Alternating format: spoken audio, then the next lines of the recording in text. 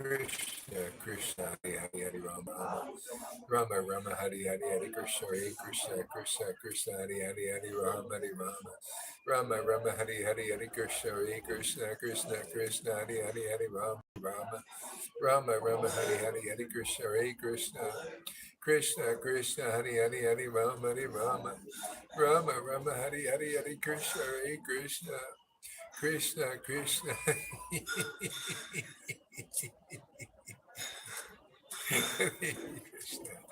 Hare Krishna, Hare Krishna, Krishna Krishna, Hare Hare, Hare Rama, Hare Rama, Rama Rama, Hare Hare, Hare Krishna, Hare Krishna. No money, oh, unlimited. Anyway, I only drink 2 cups. It's a coffee latte, so. Krishna, Krishna, Hare Hare, Hare Rama, Hare Rama,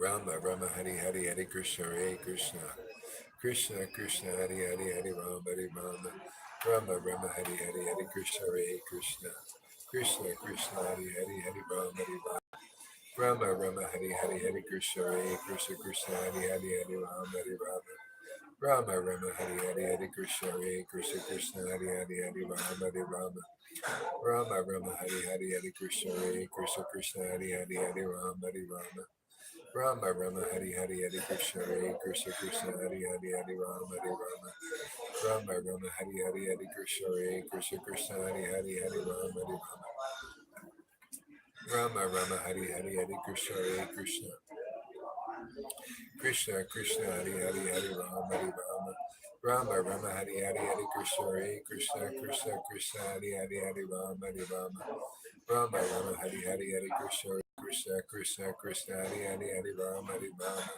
Rama Rama, Hare Hare, Hare Krishna, Krishna Krishna, Krishna Hare Hare, Hare Rama, Hare Rama, Rama Rama, Hare Hare, Hare Krishna, Hare Krishna, Krishna Krishna, Hare Hare, Hare Rama, Hare Rama, Rama Rama, Hare Hare, Hare Krishna, Hare Krishna, Krishna Krishna, Hare Hare, Hare Rama, Hare Rama, Rama Rama, Hare Hare, Hare Krishna, Hare Krishna, Krishna Krishna, Hare Hare, Hare Rama, Hare Rama, Rama Rama, Hare Hare, Hare Krishna, Hare Krishna, Krishna Krishna, Hare Hare, Hare Rama, Hare Rama, Rama Rama, Hare Hare, Hare Krishna, Hare Krishna, Krishna Krishna, Hare Hare, Hare Rama, Hare Rama, Rama Rama, Hare Hare, Hare Krishna, Hare Krishna, Krishna Krishna, Hare Hare, Hare Rama, Hare Rama, Rama Rama, Hare Hare, Hare Krishna, Hare Krishna, Krishna Krishna, Hare Hare, Hare Rama, Hare Rama, Rama Rama, Hare Hare, Hare Krishna, Hare Krishna, Krishna. We'll read some from Bhagavatam too. Jai Shri Krishna Chaitanya Prabhu Nityananda Shri Advaita Gadadhara Srivasadi Gaura Bhakta.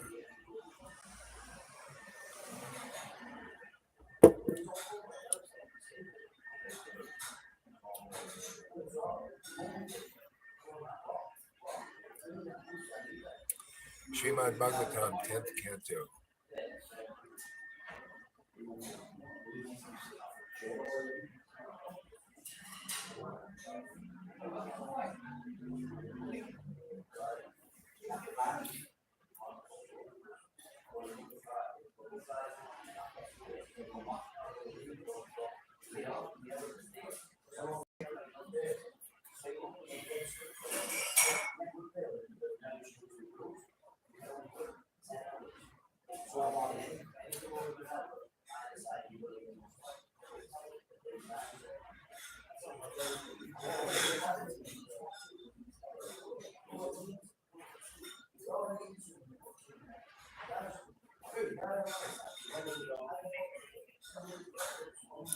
We'll finish this story, Sudama Brahman. I didn't finish it the last time.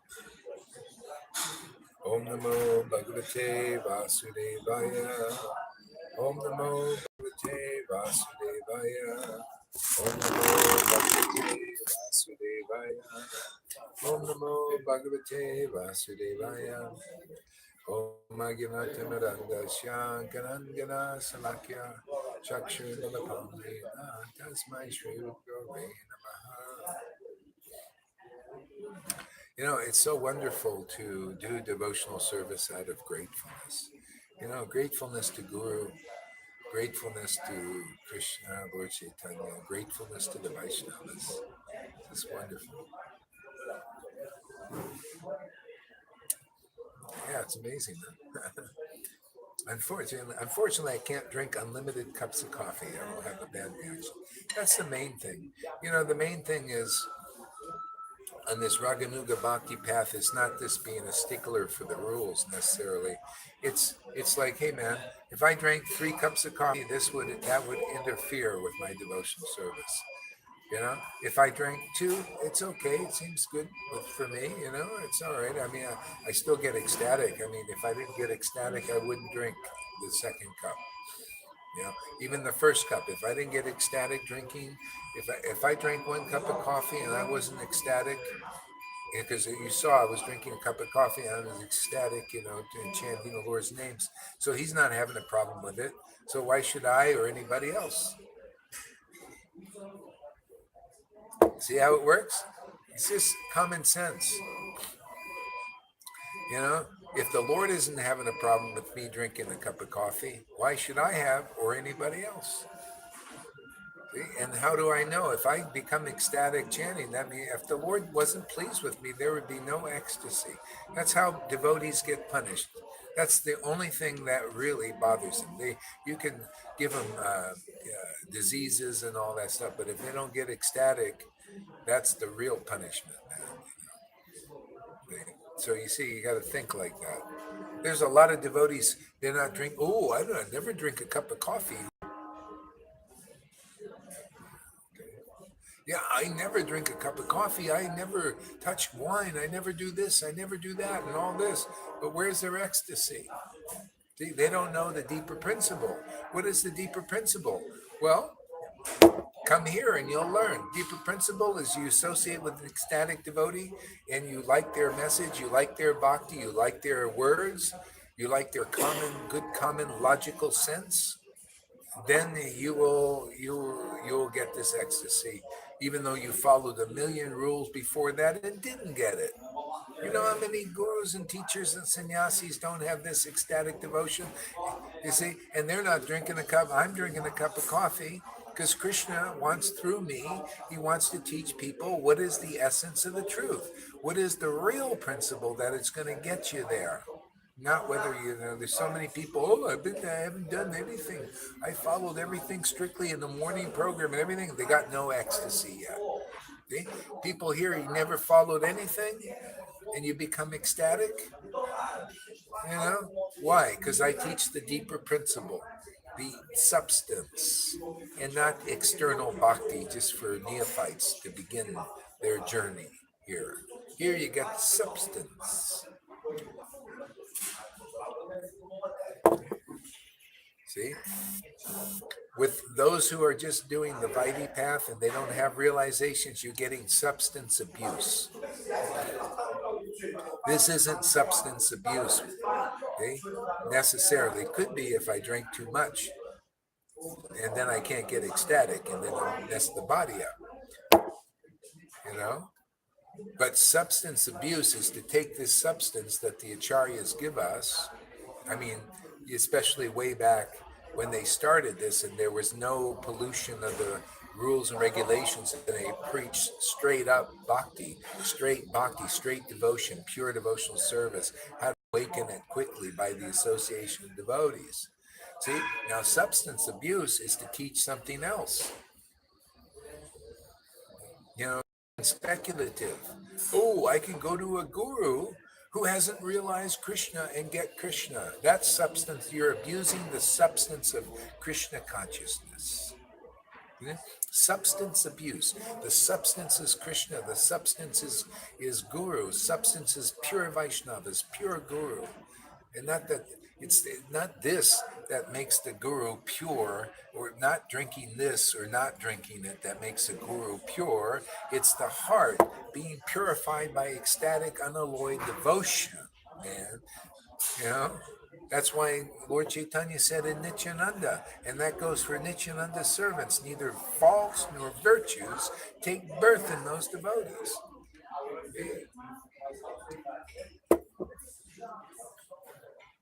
Hey, that's why Nityananda, you could carry a golden cane and wear ornaments, everything Vaishnavas are not supposed to do on the Vaidhi path, and chew betel nuts and do all these things. And then the Vaidhi Bhakta Brahmins were like, whoa, how can he do this? Why? Because they don't know the deeper principle. Ecstatic devotion rules, man. Nityananda had it. His real servants have ecstatic devotion. You hang out with them, whether they're drinking this or not drinking it. Whether they come in a Brahmin, like Prabhupada came in the Brahmin caste, and that was his background and all of that, and sannyasi and all that, he more or less followed the rules, except for doing a little snuff to stay up so he can do his purports. Yeah, so what? He had devotion, man. He's a pure devotee, man.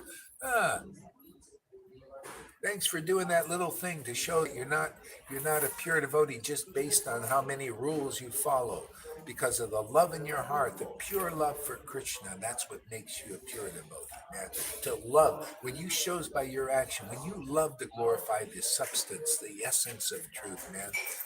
When you love to just come before it, you just know yourself as a foolish person, like foolish Gaurahari is intelligent enough to come before the Lord, in the chanting of his name and to follow the order of Prabhupada. He gives me all this understanding and everything from the books and from the ecstasies and all that. Foolish Gaurahari is smart enough to do that.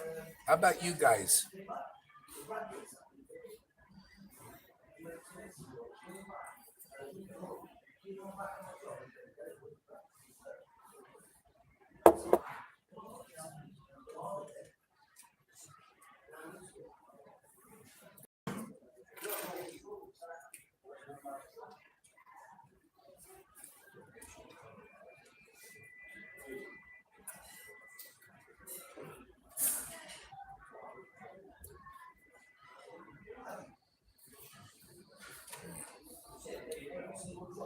Yeah, well, it's back now. Yeah, so how about you guys? Are you smart enough, even though we're all fools, to approach the devotional service in its substance now that it's being given? The substance is being given through our sangha here. Well, whoever's really smart enough, because they know that they're a fool, don't know anything until they get this bhakti. Until this bhakti is moving in your heart and you're worshiping the Lord in ecstasy, you know diddly squat. I don't care how big a guru you are, how big a sannyasi, how much respect have you from these neophytes in the world worshiping you as your deliverer. If you're not smart enough and intelligent enough to approach the ecstatic devotees who cry for Krishna and choke up when they worship the Lord, then you're still a fool.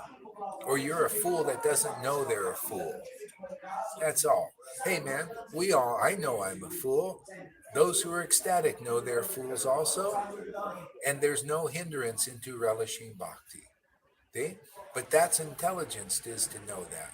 That's what our Bhagavatam teaches. Daksha became a pure devotee when he realized that, and the goat head symbolizes knowing that one is a fool, but now he's both a fool and also intelligent at the same time.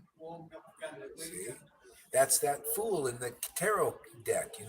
That fool, there is the fool card, is also the wise person, is wisdom of God, man. See? And the fool, the actual fool in this world is worshipped by worldly people. See? And the most intelligent person who has got real devotion to Krishna, devotion to the Lord, is considered a fool by worldly people. See?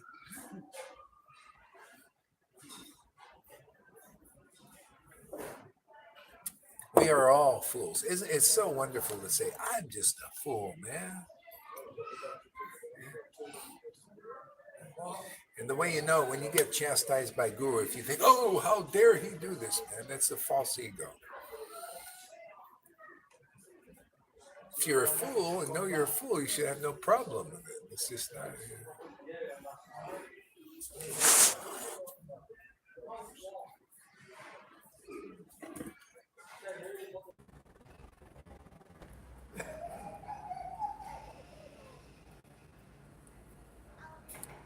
Saddam is talking to Krishna now. We read this yesterday, so we'll start where we left off. It's in verse 28. No, we'll go back a little bit here.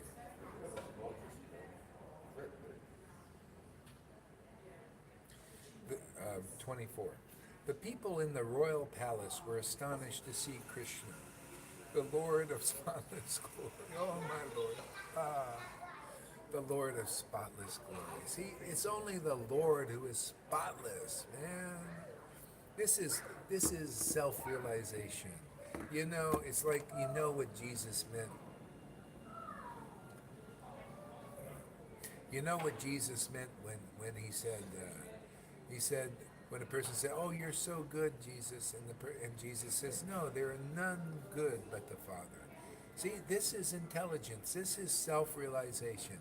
You are so clear that it is only the Lord that is spotless. See? And by worship of the Lord constantly, this was Haridas realized this perfectly. By worshiping the Lord consistently, constantly, there is never any offense. See? Because he's ecstatically worshiping the Lord. He knows his ecstasy is based on his intimacy with that Lord of spotless glory, man. And this is what we're here to teach the world. All these poor fools out, real fools, they don't know they're fools. They're out there meditating on other things in the Maya, see, and that keeps them poor. See, poor. Hey, you know, our persons here who get real bhakti, man, they know they're wealthy and rich, right? They say, hey, would you trade this bhakti, this connection, this realization you got for $1 million, $1 billion? Everyone who has realized Krishna here said, no. See? And these poor fools don't know this here in this world. See? I mean, we're all foolish in that sense, but these persons in the world, they don't, what Maya does, it makes us fools. Foolish, it makes us poor. You know what poor is? Not to be able to relish the glories of Krishna's name, his pastimes, his glories, his devotional service, his devotees' association. That is being the poorest of the poor, even though you have billions of dollars. You know, the greatest wealth is to be able to glorify the Lord rightly as it is, without speculation, making the Lord in your heart happy and in the hearts of others. Now, that's wealth, man, isn't it? Wow. Aren't we lucky? Or even to hear such glorification, because we don't hear that. Here you hear all kinds of speculations. People are kept poor and miserable, and poor materially and poor spiritually, because they're meditating on the Maya and Mayic things that look really shiny and all this. And we're doing the best of services, going out on Sankirtan and distributing this wonderful wealth to others. You know, isn't that wonderful? Isn't it awesome? Wow. And that River Yamuna's getting all revved up, ready, and Connor, or whatever his name is, I can't remember. He's got so many. Ready to go out on Sankirtan again.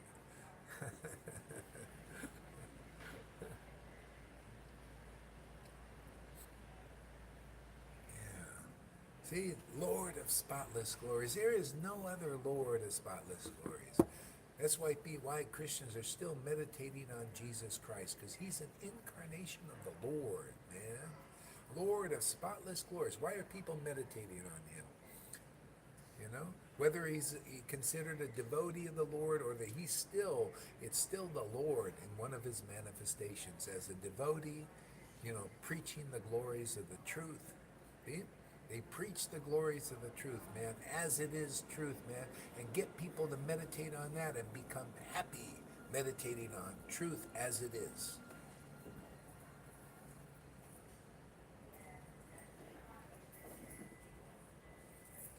So the souls who live with the Lord on unlimited spiritual planets, aren't they spotless like the Lord? Yes. And how are they spotless, man? If they ever chose, because we can always choose, even there, I think I'll meditate on Maya now. Well, those persons, if they did, theoretically they did, but they're not stupid, you know. I hope, because if they decide, well, let me meditate on Maya, boom, they fall down because of their meditation on Maya. See? But they choose to meditate on the Lord as spotless glorious because that's their position. They're self-realized. They realize I'm a servant of the Lord, and I stay in my position clear and self-realized by meditating on the real self. I will be happy when the Lord is happy. My happiness is making the Lord happy. That's self-realization. See, that's how the Lord hooks us on this devotional service. See? He gets us to taste it, and you can only taste it when you're face to face with a devotee who is face to face with the Lord by preaching the Lord's glories as it is, not as we speculate on.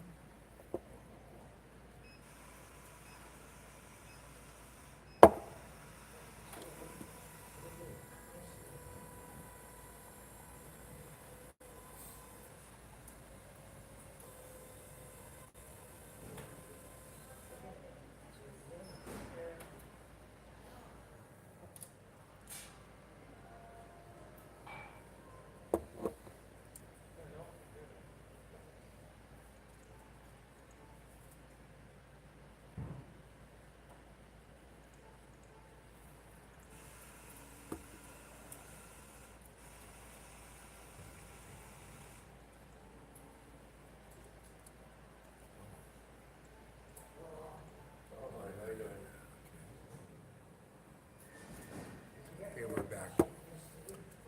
I'll work this thing out here. I'm using the new phone. Is the sound as good as it usually is with the microphone? If it is, I'll just probably keep this phone. It's got a good battery life.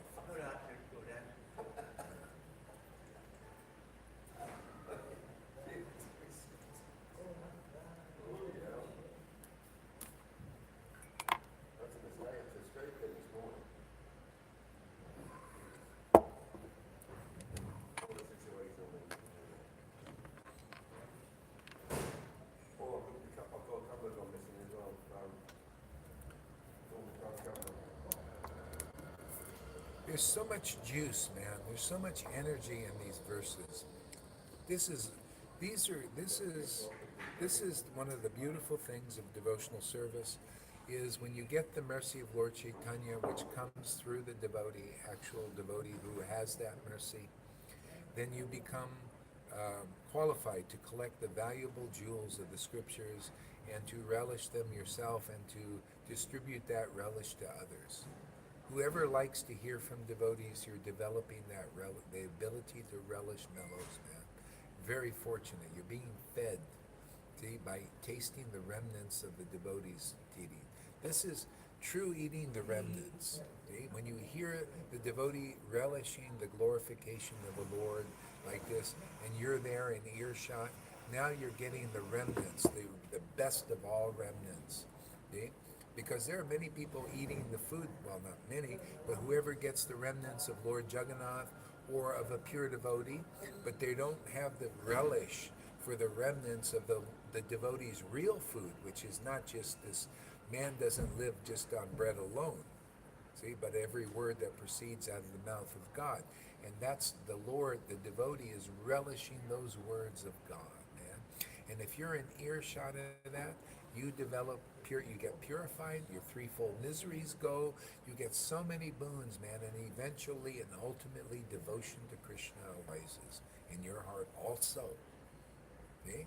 And that's why to rise to self-realization in any other way could take you lifetimes and will take you lifetimes. But to rise to self-realization by hearing from a devotee who has real, authentic, unalloyed love of God, by relishing, they preach by relishing these glories of the Lord, that their food.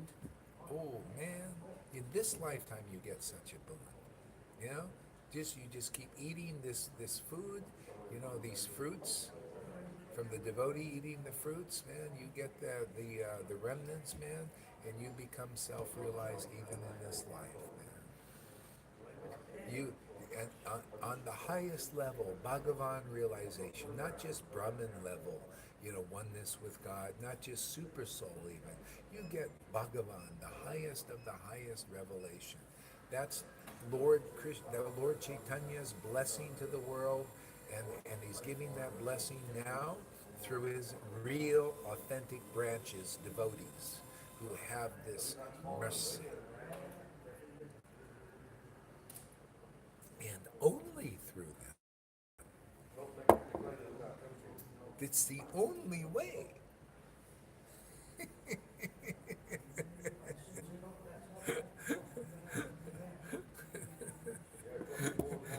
They're the only way to that realization in this life, man. Otherwise, hey, man, guaranteed. Look at after 50 years, people, even Prabhupada disciples, they're still more or less on the Vaidhi platform. They didn't make much progress. Still dried up prunes, man. Okay? But all they need to do is meet a living, breathing devotee in a body relishing the mellows of devotion like the book says. Boom. They'll come to life. That's it. That's all that's required is the devotee Bhagavan. You got the book. All you need is a devotee. All you need to do is listen to them and believe what they say, because they're experienced devotees and they're relishing the fruit of devotion. Who are you, whether you're a Ritvik or a living guru, that's not relishing this fruit? See? Relishing the ecstasy, relishing the real knowledge, becoming logical and clear. You Ritviks, you don't got this? Then you don't understand. Who are you to be an authority over yourself or anybody else? You should listen to a self-realized devotee who is showing in demonstration that they've got bhakti and they awaken it in others. Shows that they're the spiritual master. If you're not a spiritual master, Krishna will not awaken in other people. So proof is in the pudding, man. So stop speculating, stop being idiots, and get some intelligence. Okay? And you can get that here. We present everything like the book Bhagavatam, very logical, very clear. We clarify what's in the book that has become unclear because of people speculating all over the place. People are not genuinely self-realized, therefore they don't teach you as it is.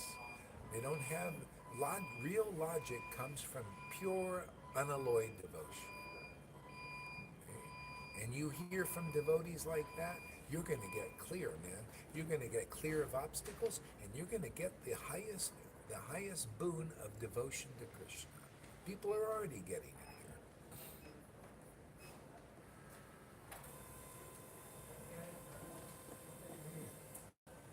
here. Hey, there's a man. See, he knows this because he's tasting this. He's realizing this stuff.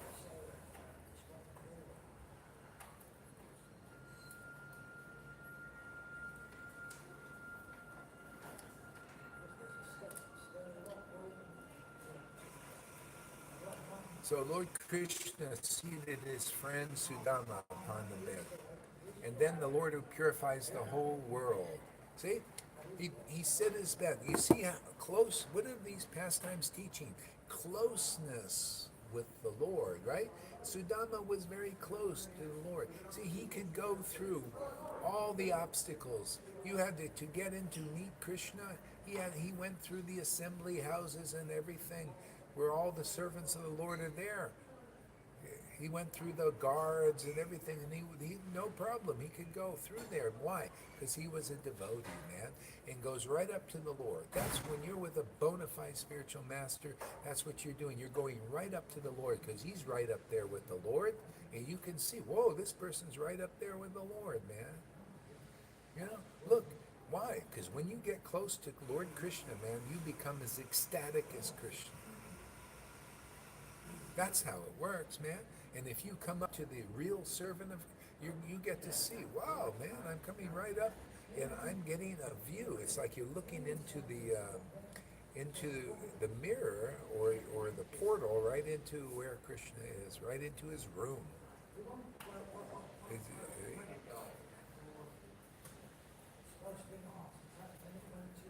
The whole problem is in this Maya is lack of being able to meet a real friend of Krishna like Sudama. You see, the pastimes show how it is internally.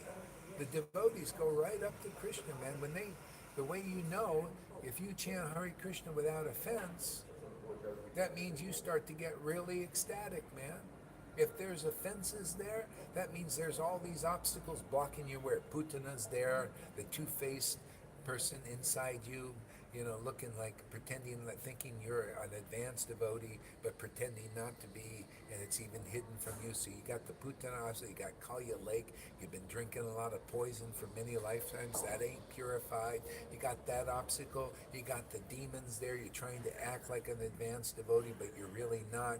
You got this demon blocking your way from intimacy with Krishna. See? You need the bona fide spiritual master who is right up front and close to Krishna, the real friend of Krishna, man. To see you and automatically they just start removing all these obstacles, all this stuff that's in the way of your closeness with the Lord. Okay? The devotee is very happy. Circling on, we're broadcasting on Facebook too.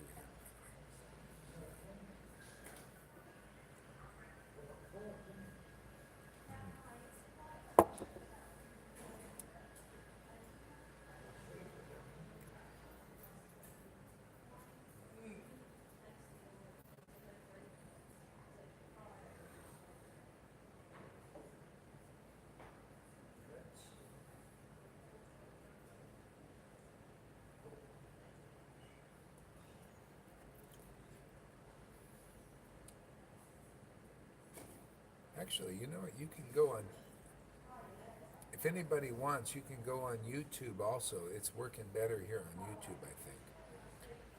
Let's see, how do I do this here? Here we go. Share. Okay, I'm putting the link on my Facebook page here. Okay, so if this circles too much for you on Facebook, you can go and see it on YouTube now also. Simultaneous broadcast. I got 3 phones now. 1, 2, 3. So we can do simultaneous broadcasting and also read. It's practically 3 phones because then you can do everything. And they're not too big, to carry on. It's like carrying a bunch of books. Okay.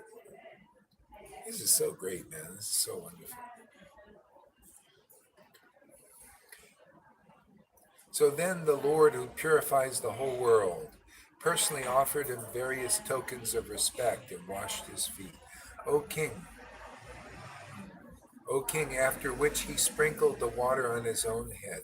He anointed him with divinely fragrant sandalwood, aguru, and kumkum paste, and happily worshipped him with aromatic incense and the rays of lamps.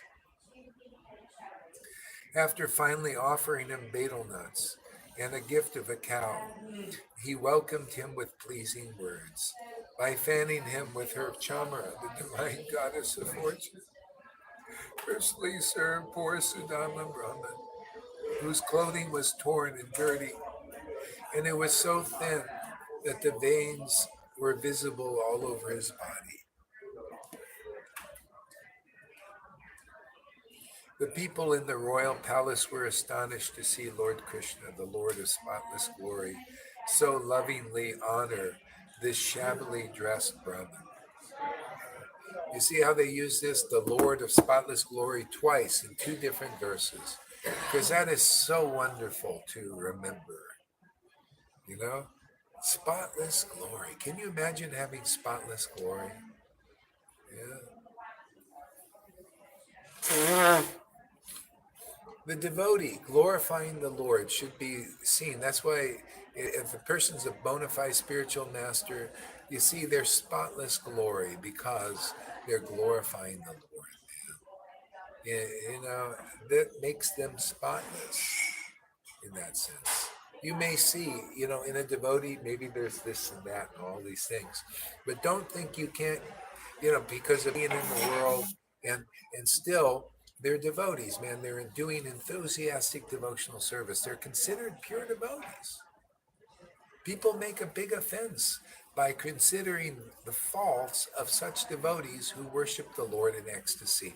Maybe there's a little something there. And Bhakti Vinod tried to teach about this. He said, it's like, wouldn't you take a bath in the Ganges even though there's stuff floating in it because it's in the material world and stuff is floating? Still, the Ganges is a pure devotee, man. Has devotion, can purify you. Even devotees, even more purifying, is a living devotee. Why worry about stuff floating in there because they're in the world preaching? They're in the world preaching this and that. If you look at that, you're lost, man. You lose the path. See, look, the devotion is there. That means Krishna is with that devotee. Krishna's accepted that devotee. You're like that. Look at that, and you stay free of all these problems.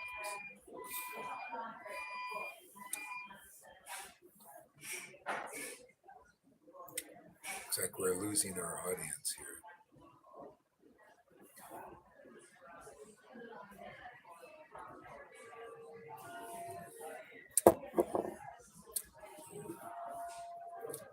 I think Johan wants to.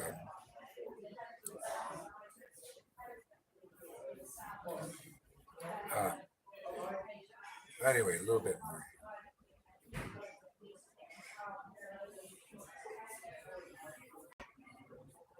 By fanning him with her chamara, the divine goddess of fortune personally served the poor Brahmin, whose clothing was torn and dirty. The people in the royal palace were astonished to see Krishna, the Lord of spotless glory, so lovingly honor this shabbily dressed Brahmin. So you see, not everybody understands the Lord's behavior and nature.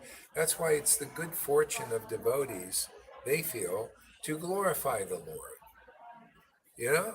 To glorify the truth about the Lord. The Lord, he cares more about devotion of Sudama Brahman than really being well dressed. What is that to the Lord?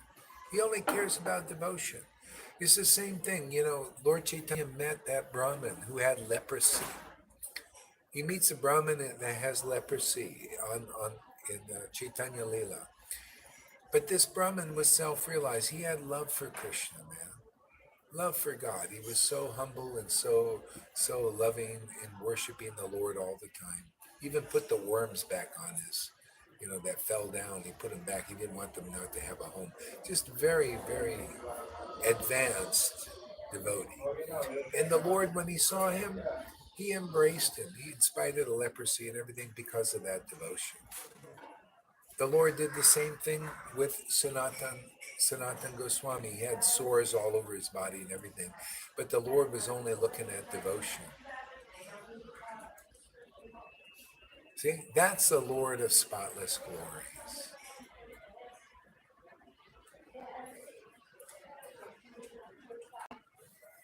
See, he's not looking at the faults in persons. He's looking at where is the devotion.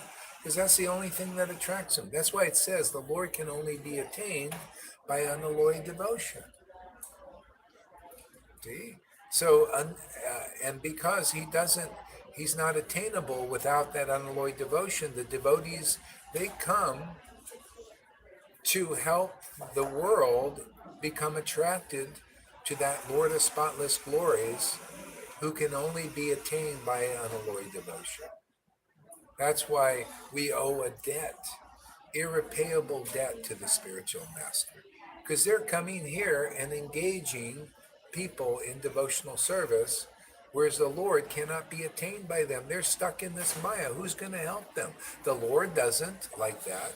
He does through his devotees. The Lord is saying, well, if they're going to save, that's my nature. I'm only attained by unalloyed devotion. So who's going to do it? The devotee said, I am Lord. Send me there. I want to help these persons. It would be my great pleasure to do that. And the Lord said, wow, you'll do this for me? You'll do this for them? That's why there's no one more dear to the Lord than a preacher. It says that in Bhagavad Gita.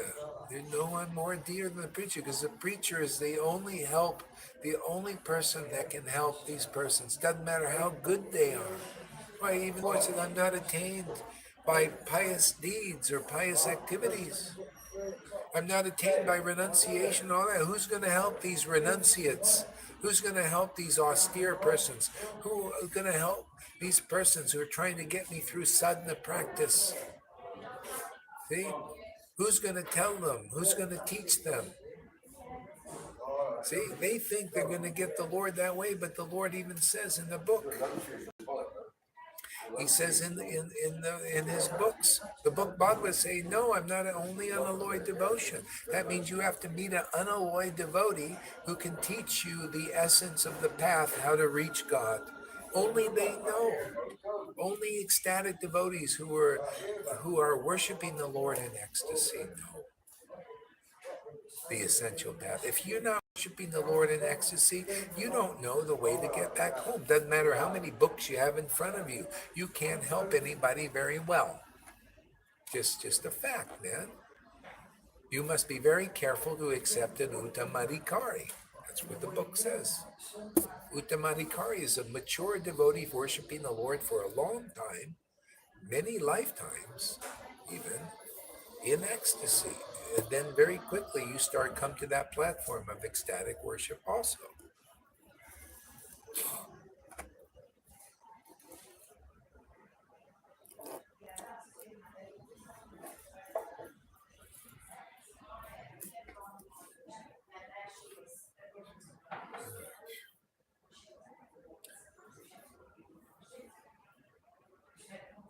So the people of the royal palace were astonished to see Krishna, the Lord of spotless glory, so lovingly honor this shabbily dressed Brahmin. You see? But when you know devotion is the way to please God, doesn't that illuminate everything? If you know the Lord is only attained by unalloyed devotion, doesn't that illuminate the real path? And then he says also that I'm not attained by pious activities, sadhana, renunciation. Now you know what the wrong path is. That's not the real path. The real path is the devotee with unalloyed devotion. If you're lucky enough to see it in some lifetime, you found the real path. You got to find somebody who matches that truth in the book. Otherwise, you're not delivered yet, because you won't understand that passage until you hear it from a devotee who is worshiping the Lord in unalloyed devotion. Okay? People have been listening to these verses in Srimad Bhagavatam and all this, but they heard, but they didn't hear, because the person isn't an unalloyed devotee yet.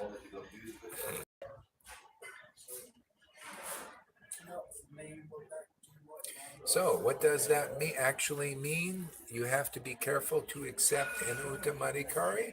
Very clear, because if you can find an uttamadikari, if you're lucky, then by that association, you'll become as clear as them, because only the Father knows the Son, and the Son of God knows the Father.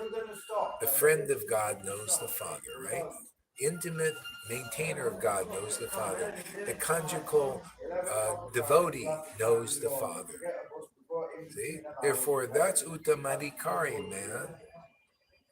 Somebody in one of those rasas or in all of them in the conjugal encompasses everything.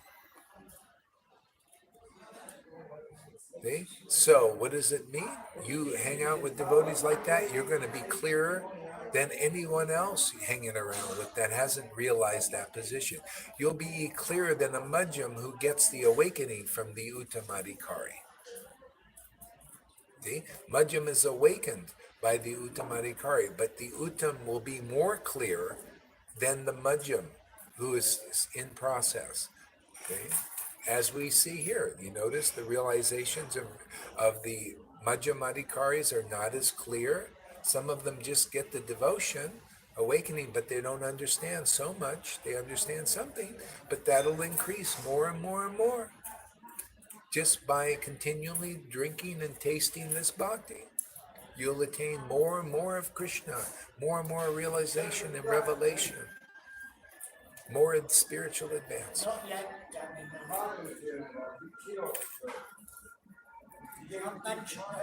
So that's some of the meaning there. There's so much more, but enough for now. Hey, thanks, Aman, for liking the picture.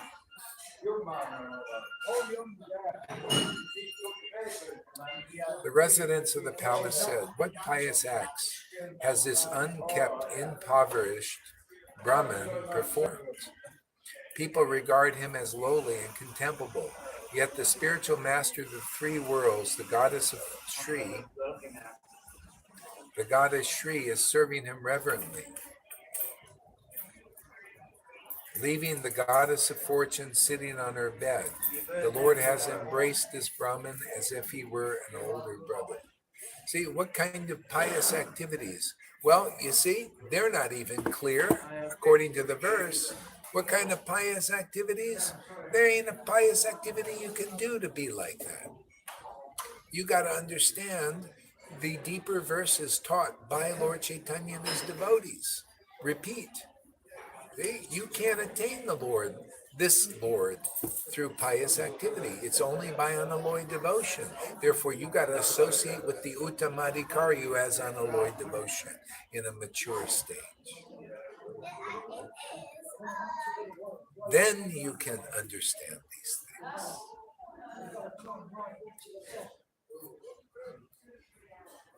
So there are no pious activities. You see, this shows you that the devotee still, the Lord wants everybody to know, I'm not attained by pious activity, man. I'm attained by association with my devotee. You want to sprout pious activity immediately? You want to become righteous? Just associate with a pure devotee. You want to attain the kingdom of God? Just preach, the truth about that pure devotee. You witness for them, You preach that this is the door, man, my guru. I got this jewel of bhakti from my guru. What, you don't think anybody else is going to get it? Are they going to get it directly? Are they going to get it through you? Well, if you teach the right path, they'll get it through you. You got it that way. You teach that. I got it from my guru, man. You want to deliver the world, you show the real path, how you got it.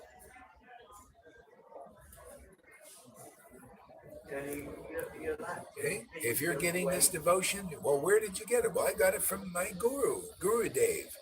He's a real guru. He's not just like any guru in this world, man. I got it through him. See, now you're it because that's the way you got it. So the Lord is very pleased with that preaching. Notice those who got it that way and how they like to preach. Why? What is that? That's the Lord is very happy with their service.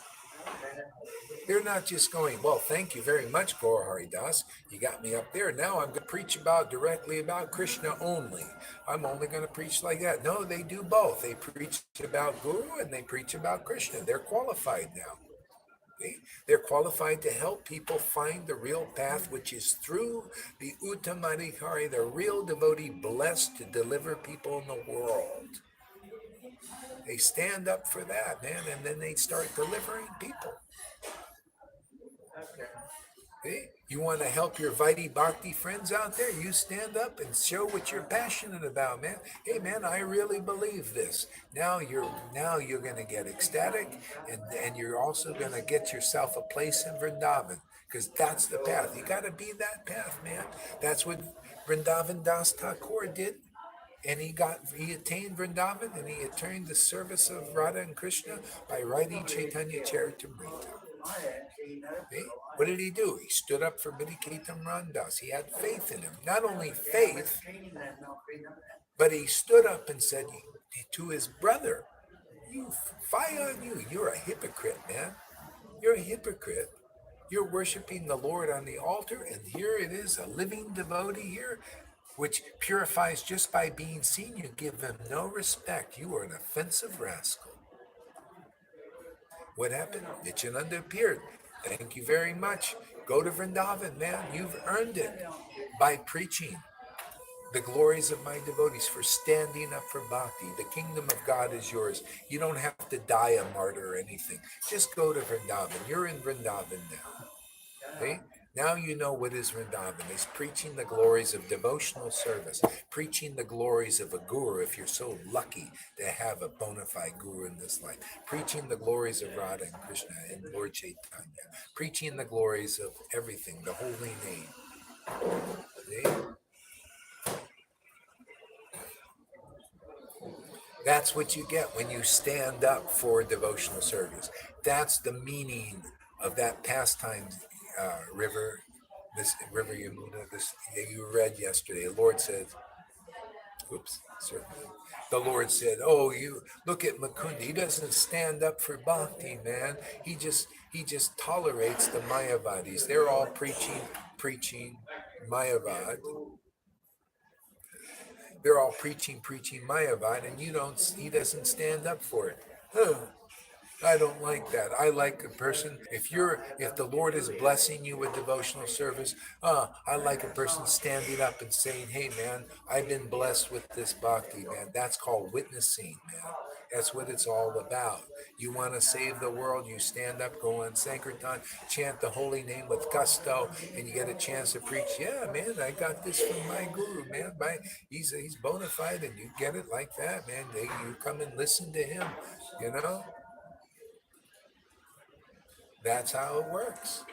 That's how people get delivered. Not directly. If you want people just to get liberated, just preach the holy name. And the holy name is very powerful, and they will get delivered, impersonal. But you want people to get Vrindavan, you get that through the devotee, man. That's what people don't realize. No, Vaishnavas don't realize that. They think, why do I need to go? I'll just go, and chant the holy name. I'll have my guru who hasn't realized Krishna. I don't need anything like that. Well, I don't preach that. I preach you go to a bona fide guru that fits the description in the book. They got to be it, man, absorbed in the mellows of devotion. Okay? Because the book even teaches that. And look, very quickly, people start to, because they're following the right way, taught by the real devotees. You want to help serve me like I'm serving Krishna? You want to serve in the right way? You tell people how to get the mellows of devotion, how to get to Vrindavan, not just become liberated from chanting. You teach them how to attain Vrindavan. It's by the book. A devotee, the book Bhagavat, and the devotee Bhagavat. And by the action of both, you get Vrindavan, the mellows of devotion. That's Vrindavan. I don't have to go to Vrindavan. I'm in Vrindavan right now, preaching the truth. You can be like that also. Okay? Otherwise, you got to go to Vrindavan, and then you're not even in Vrindavan unless you hear from a devotee from Vrindavan empowered to preach you the truth of Vrindavan. And Guru Tattva is a very important foundation teaching how to get to Vrindavan. You have to have a Vrindavan Guru who's attained the platform of ecstatic devotion. Otherwise, you can't get in there.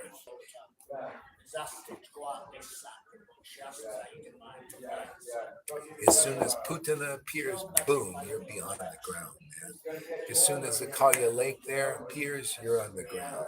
It's Guru who gets you through all these obstacles. Isn't that what the Shastra says?